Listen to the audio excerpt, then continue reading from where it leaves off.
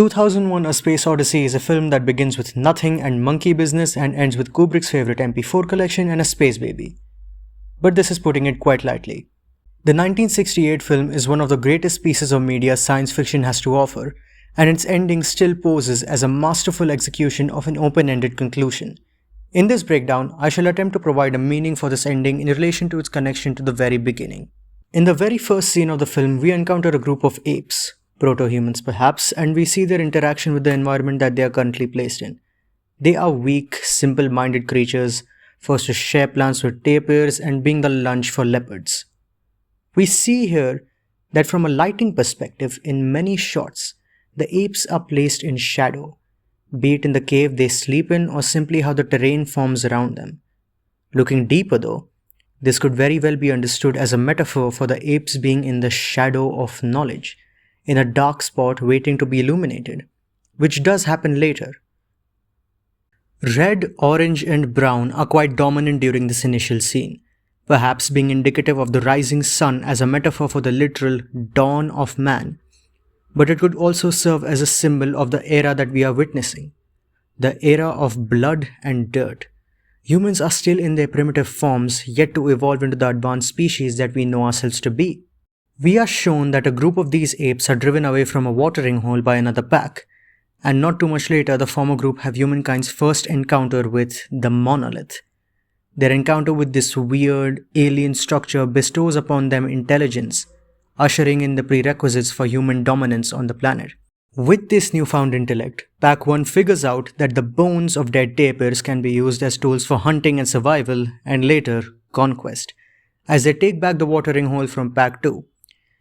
In this particular instance, the apes with the bones are standing much more upright and ready, as compared to the low stance fighting, literal knuckle dragger from Pack 2. Besides being a symbol for straightforward evolution, here the apes killed their more primitive counterparts and in essence killed a primitiveness attached to the species in general, birthing advanced human form and intelligence, thus ushering an end to the era of blood and dirt. The colors complement this thought, as for the next hour or so the primary colors would be blue and grey, an era of sophistication and steel. Moving to the final scene of the film, David Bowman finally makes contact with the Jupiter monolith, and is transported through what can be best described as a cross between a wormhole and a stargate, and is transported to a white hotel room where a bunch of crazy stuff happens.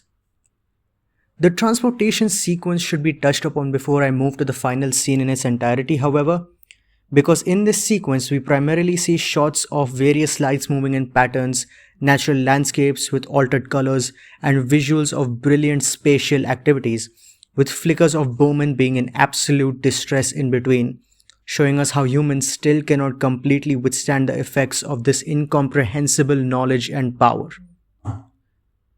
With the transport complete, we arrive in the aforementioned white hotel room, wherein the laws of narrative become open to interpretation and the laws of physics become a bit convoluted. Besides some odd furniture and paintings, the room is completely white, perhaps being indicative of a better, purer foundation for evolution than the dirt of the first scene. A popular theory that I am following for this breakdown is that this room is a testing facility for the extraterrestrials who possess this higher intelligence, and here, Bowman is essentially a lab rat being readied for the final experiment. Bowman ages rapidly and sees himself at various points in time, and each time he looks in the direction of a variant, time moves forward and the older variant becomes the default.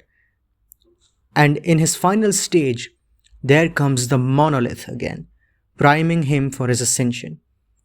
This can be directly connected to the first scene again. Just as the primitive ape was killed and a new era began, Bowman's physical being died and ushered in an even more advanced epoch. Here, when he drops and accidentally breaks the glass, perhaps that could be a metaphor for the frailty of the human body as it currently stands, exemplifying the theme of evolution and ascension by saying that the form needs to evolve as it did thousands of years ago with the apes and the first monolith. The two monoliths here are also different to the two in between them, as these are checkpoints of evolution, while those were just markers showing the way. As he is reborn as the Star Child, The human form has finally ascended to a level where the knowledge that was previously incomprehensible can now be understood and even harnessed. As the Star Child travels back to Earth, the color scheme now is blue and white, a thematic antithesis to the red and brown in the first scene, symbolizing that not only have humans evolved past the corporeal Earth, they have evolved into essentially new beings. And the age of blood and dirt or sophistication and steel are history, and the age of energy is upon humankind. There is no more hiding in the shadows, as the dominant beings are now themselves the light. And to add a bow atop this already intricate knot, the music used in both scenes are parts of Strauss's Thus Spoke Zarathustra, named after Friedrich Nietzsche's work of the same name.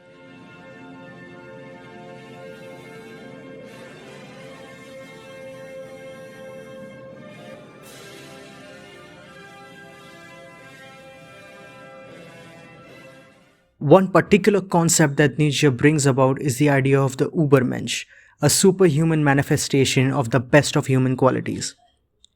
In the first scene, the musical motif alludes to the fact that this transformation has begun, and in the final scene, it can allude that maybe the transformation is complete, or perhaps qualities that are even beyond superhuman have been discovered and can be achieved. Is this all reading too much into it? Maybe. But as the age-old question goes, can the curtains ever just be blue?